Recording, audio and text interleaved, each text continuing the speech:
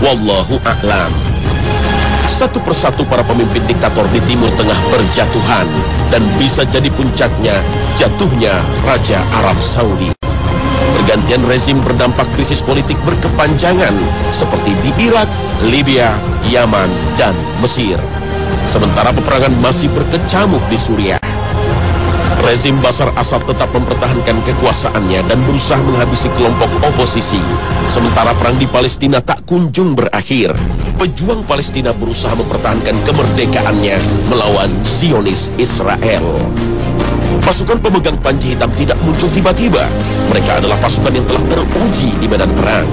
Di Palestina ada kelompok Hamas yang gigih melawan agresi Zionis Israel. Di Afghanistan ada kelompok Taliban yang telah berhasil mengusir Uni Soviet dan kini membuat kelabakan pasukan tempur Amerika Serikat. Sementara di Suriah ada Jabhah Nusrah yang selalu mengibarkan bendera hitam. Mereka adalah salah satu kelompok mujahidin yang bertempur melawan rezim diktator Bashar Assad. Mereka bukan hanya berasal dari warga Suriah, sebagian mujahidin berasal dari Arab Saudi, Irak, Pakistan, dan Afghanistan, serta Chechnya. Namun kelompok ini telah dicap teroris oleh Amerika Serikat sebagaimana kelompok Taliban di Afghanistan. Mungkin saja kelompok ini yang telah akan berhak menyandang kehormatan sebagai pembela Al-Mahdi. Rasulullah telah bersabda, saat ini akan tiba masa berperang, akan senantiasa ada segolongan dari umatku yang menampakkan kebenaran di hadapan manusia. Allah mengangkat hati-hati suatu kaum, mereka akan memeranginya, dan Allah Azza wa Jalla menganugerahkan kepada mereka kemenangan, dan mereka tetap dalam keadaan demikian. Ketahuilah bahwa pusat negeri kaum mukminin itu berada di Syam, dan ikatan tali itu tertambat di punuk kebaikan hingga datangnya hari kiamat. Hadis riwayat Ahmad, An-Nasa'i, dan Ibnu Hibban. Negeri Syam adalah negeri yang diberkahi karena tempatnya para nabi, antara lain disebutkan dalam beberapa ayat dalam Al-Quran.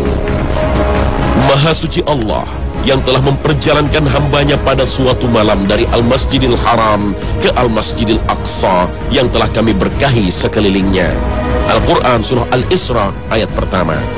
Dalam ayat lain Allah berfirman, وَجَعَلْنَا بَيْنَهُمْ وَبَيْنَ الْقُرَى الَّتِي بَارَكْنَا فِيهَا قُرًى ظَاهِرَةً وَقَدَّرْنَا فِيهَا السَّيْرَ سِيرُوا فِيهَا لَيَالِيَ وَأَيَّامًا آمِنِينَ. Ayat-ayat ini menunjukkan keberkahan negeri Syam. Negeri Syam adalah negeri yang memiliki keutamaan dibandingkan negeri-negeri lainnya, kecuali Mekah dan Madinah. Di negeri inilah risalah-risalah kenabian banyak diturunkan. Para rasul banyak diutus dan menjadi tempat hijrah para nabi Allah.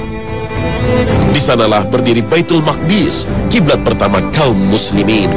Salat di Masjidil Aqsa pahalanya 250 kali lipat dibanding salat di masjid lain, kecuali Masjid Haram dan Masjid Nabawi.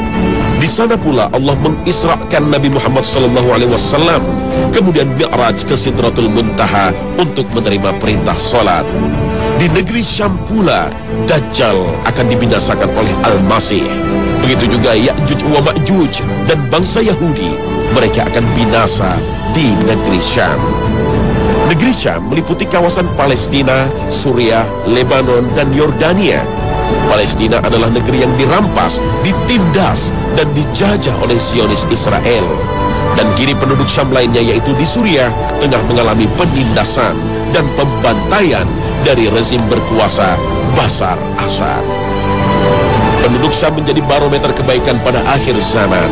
Rasulullah bersabda, apabila penduduk negeri Syam telah rusak, maka tidak ada lagi kebaikan bagi kalian. Akan senantiasa ada segolongan dari umatku yang mendapatkan pertolongan. Tidaklah membahayakan mereka orang-orang yang menyelisihi mereka hingga datangnya hari kiamat. Hadis riwayat At-Tirmizi, Ahmad, Al-Lalika, Ibnu Hibban, dan Al-Hakim. Karena itulah, pada akhir zaman, negeri Syam menjadi tempat hijrahnya orang-orang mukmin, seperti telah diisyaratkan oleh Rasulullah. Hari kiamat tidak akan terjadi sebelum orang-orang yang baik hijrah dari Irak ke Syam, dan orang-orang yang buruk pindah dari Syam ke Irak. Hadis riwayat Ahmad.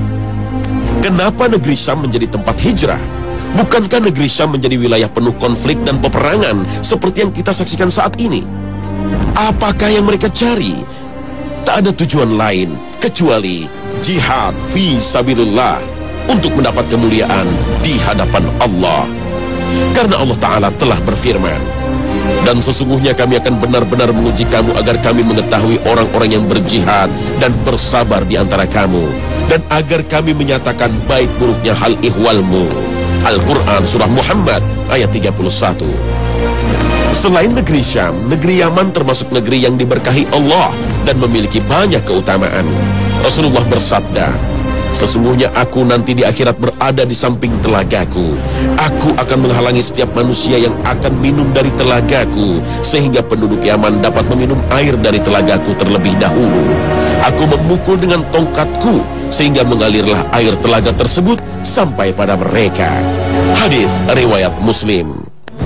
Menurut Imam Nawawi dalam Syarah Sahih Muslim, hadis ini merupakan karomah bagi penduduk Yaman, karena Rasulullah SAW mendahulukan mereka dalam hal meminum air telaga beliau sebagai balasan atas kebaikan-kebaikan mereka dan bersegeranya mereka dalam memeluk agama Islam. Apakah ini isyarat bahwa penduduk Yaman juga akan menjadi bagian dari Thaifah Mansyurah? Yaman bukanlah negeri aman dan damai. Krisis politik masih melanda negeri yang pernah dikuasai rezim diktator Ali Abdullah Saleh selama 35 tahun. Meskipun pemilu telah digelar pada tahun 2012, reformasi politik tak berjalan baik. Konflik dan kekerasan masih melanda negeri ini karena kaki tangan rezim militer berusaha untuk mempertahankan kekuasaannya hingga memicu banyak pemberontakan. Allah Ta'ala tengah menguji negeri penuh berkah ini. Siapakah sejatinya orang yang beriman, yang masih memegang teguh kebenaran dan berani melawan kebatilan? Allahu Akbar!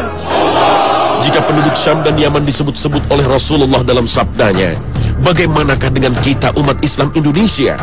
Apakah kita tidak punya kesempatan menjadi umat terbaik yang dicintai Allah dan Rasulnya? Rasulullah telah menyebut generasi sahabat dan 2 generasi setelahnya menjadi generasi terbaik. Tapi generasi yang terpaut jauh berabad-abad dari mereka bisa jadi menjadi kaum yang terpilih untuk mendampingi pasukan Al-Mahdi. Mereka bukan berasal dari Syam, bukan pula dari Yaman.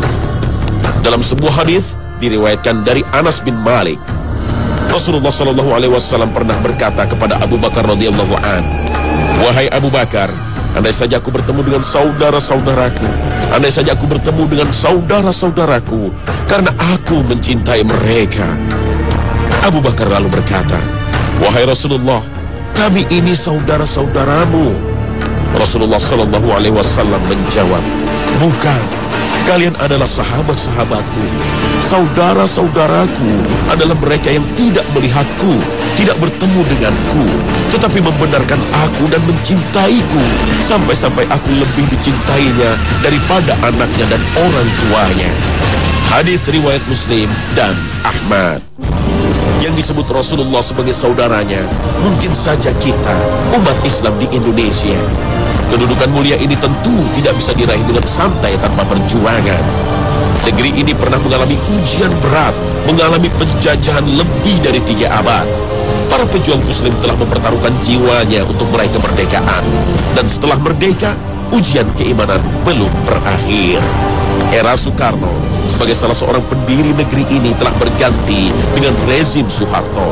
Semuanya boleh saja telah runtuh dan kita menganggap telah berhasil melewati masa transisi demokrasi.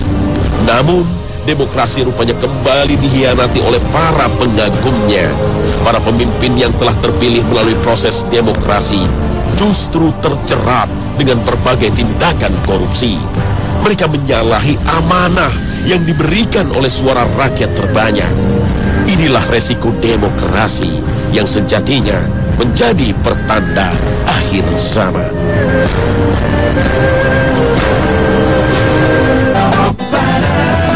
Pemirsa Khazanah, pertarungan antara hak dan batil belum berakhir.